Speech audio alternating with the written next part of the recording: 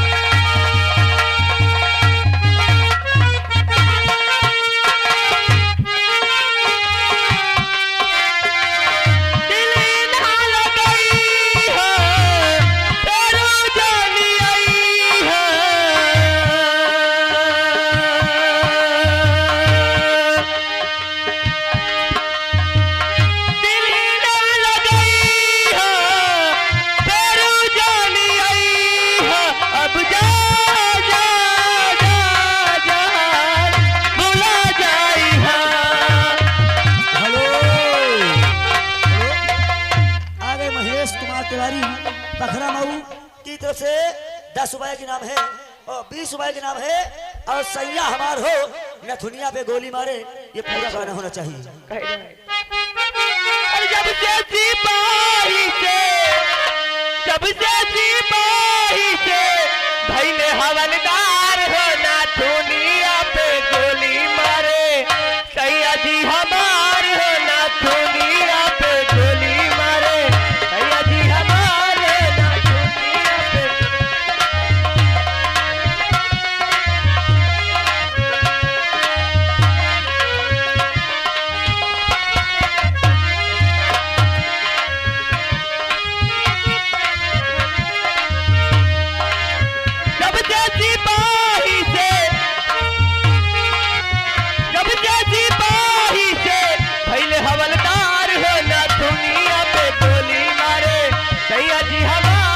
नथुनिया पे।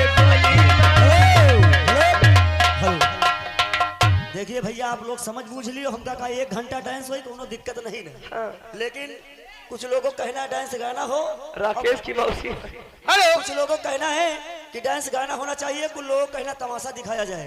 हेलो, तो इसलिए आप लोगों को कहना सभी लोगों को किया जाएगा, लेकिन कहने का मतलब ये है आप लोग डिसाइड कर लें, उसके बाद बताइए आप। हेलो, ये श्रीमान देवता दीन ग्राम बसंती पुण्यासी, उनकी तरफ से घर मालिक को 51 रुपए का व्यवहार, पार्टी को से धन्यवाद। हेलो, हमारे भैया जी के दिल टूटे इंसान है, उनके लिए कहना क्या है, जो उनकी दिल रुबा है उनके लिए कहना क्या है जानते हो आप लोग? कहना है अरे जो नजर चुराते हैं,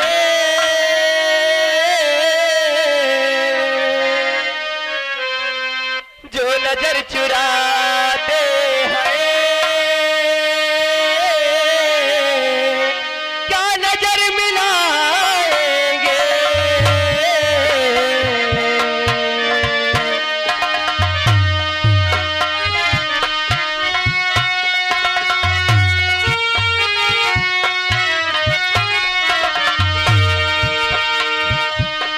जो नजर चुराते हैं,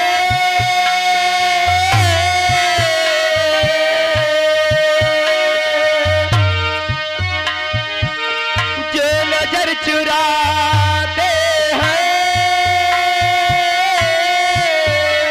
क्या नजर मिलाएंगे,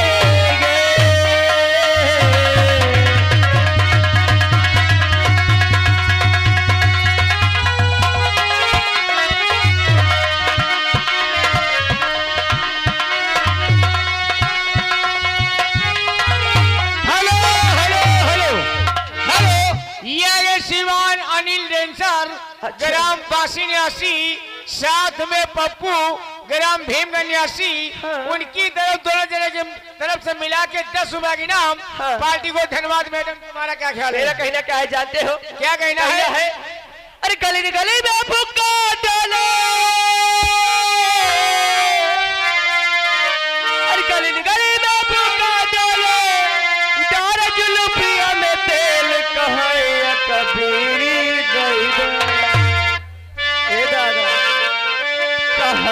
कबीरी दैदा कह तो सराना नहीं आए कहे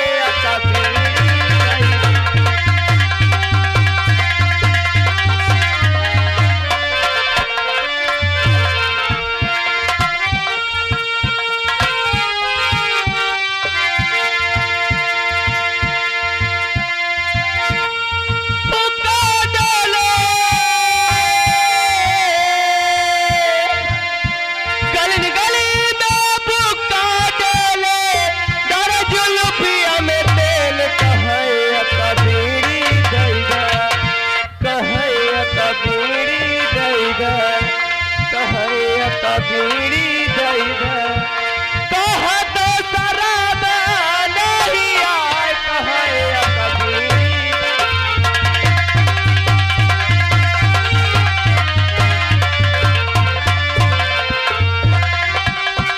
हेलो हेलो हेलो देखिए विधायक भैया विशेष ध्यान दीजिए।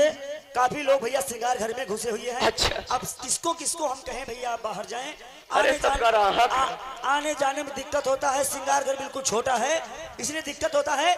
आप लोग भैया बाहर आ जाएं ये बहुत बड़ी मेहरबानी होगी। अरे राकेश जी रहा जो ग्राहक अंदर गए कोनो दिक्कत ना है कहना है हम तो तार गईनी हो सुंदर बार पैनी हो हम तो तार गईनी हो सुंदर बार पैनी हो अपने राजा जी के प्यार में सवार गईनी हो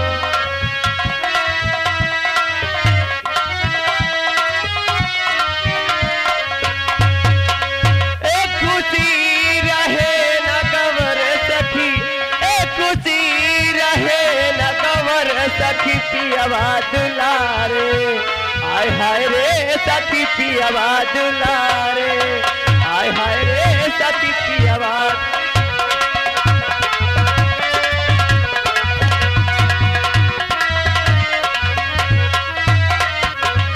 हेलो लास्ट में कहना है अरे मैंने तो बस दिल दिया था आज मारे के लिए मैंने तो बस दिल दिया था आज मारे के लिए